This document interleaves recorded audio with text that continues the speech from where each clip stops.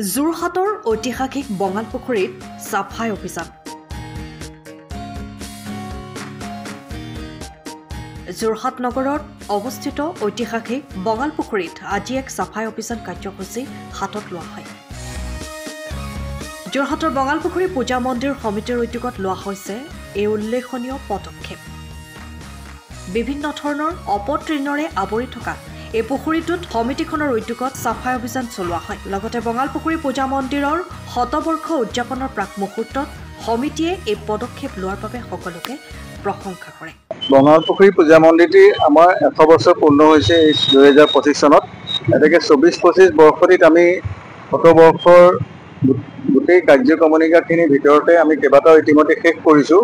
ৰক্তদান শিবিৰৰ পৰা আৰম্ভ কৰি স্বাস্থ্যসেৱা, চিত্ৰাংকন প্ৰতিযোগিতা, ধৰ্মালোচনী সভাকে আদি কৰি বিভিন্ন ধৰণৰ আমি প্ৰগ্ৰেম আমি কাৰ্যসূচী হাতত লৈছিলোঁ। আৰু তাৰ পিছতে আমি এটা ঐতিহাসিক বঙলাপুখুৰীটো এটা বুৰঞ্জী ইতিবৃত্ত থকা আমাৰ যোৰহাটৰ কীৰ্তিচিহ্ন স্বৰূপ বঙলাপুখুৰীটো আমি দেখোঁ যে সম্পূৰ্ণ লেতেৰা আৱৰ্জনাৰে ভৰ্তি হৈ থাকে। সেইটো আমি চাফা কৰি তাক আমি সৌন্দৰ্য বৃদ্ধিৰ কাৰণে চাৰিওফালে আমি ৰং কৰি পেলাই এটা সুন্দৰ এখন ফলকেৰে সৈতে বঙলাপুখুৰীক আমি নিৰ্দিষ্ট মানদণ্ডত যোৰহাট নগৰত আমি প্ৰতিষ্ঠিত কৰিবৰ কাৰণে এটি কাৰ্যসূচী আমি লৈছোঁ। আৰু সেই অনুসৰি আজি আমি 6 ছেপ্টেম্বৰ তাৰিখে আমি এইখিনি চাফা বৰ্তমান ইতিমধ্যে চলি আছে। আমাৰ মানুহৰ এটা কাম কৰি আছে, আমি আছোঁ আৰু আশা কৰিছোঁ এইখিনি আমি কাইলৈৰ ভিতৰত সম্পূৰ্ণ কৰিব পাৰিম। আপুনি ঘৰখনত জাপানী চৌকাত দৰ্জা, খিৰিকী, গ্ৰিল, গেট আদি লগাব বিচাৰে নেকি, যিবোৰ দীৰ্ঘদিন অটুট থাকিব? তেন্তে পলম নকৰিব, আমাৰ বিপণীলৈ আহক। যোৰহাটৰ একমাত্ৰ আমাৰ বিপণীত এনে উন্নত সামগ্ৰী উপলব্ধ।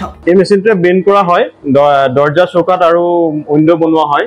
বাকী আমাৰ গেনব্লাইজত হয় এইবিলাক। আমাৰ ঠিকনা শ্ৰীৰাম এলুমিনিয়াম চেণ্টাৰ, DCB তিনিআলি, তৰাজান, যোৰহাট 785006। যোগাযোগৰ নম্বৰ 8638967754 অথবা 9401552548। পাল্লা বনোৱা আছে, গেলমেনাইজৰ হয়। এইটো প্ৰেছ ষ্টীল বুলি কয়। গেলমেনাইজৰ উইণ্ডো হয়। ইয়াত ষ্টীলৰ এইবিলাক গ্ৰিল দিয়া আছে, এক্সট্ৰাকে গ্ৰিল প্ৰয়োজন নাই। গ্ৰিল চব লাগি গৈছে। আৰু এইফালে মস্কিটো নেটো দিব পাৰে।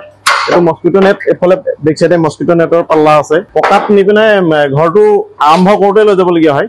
তেতিয়া পকাত দি দিলে মানে ইয়াত ঢেলাই সোমাই যাব, মছলা সোমাই যাব। বালি মছলাটো ভৰাই দিলে মানে মজবুত হৈ যাব। ইয়াৰ সময়ৰ খবৰ সময়ত পাবলৈ ফ'ল' কৰক টাইম অফ আছে।